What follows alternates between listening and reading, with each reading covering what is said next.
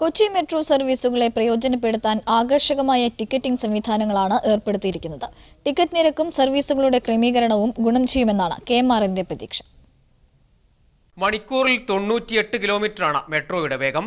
ശരാശരി 35 മുതൽ 40 കിലോമീറ്റർ വരെ വേഗത്തിലാകും യാത്ര. രാവിലെ 6 മുതൽ രാത്രി 11 വരെ സർവീസ് നടത്താനാണ് പദ്ധതി. ആദ്യഘട്ടത്തിൽ കോച്ചുകളുടെ എണ്ണം 3, ഇത് 6 ഉയർത്താനും പദ്ധതിയുണ്ട്. ട്രെയിനുകളുടെ എണ്ണവും കൂട്ടും.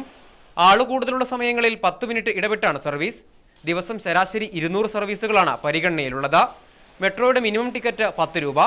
ആലോ മുതൽ പാലാരിവട്ടം വരെ സഞ്ചരിക്കാൻ 40 രൂപ.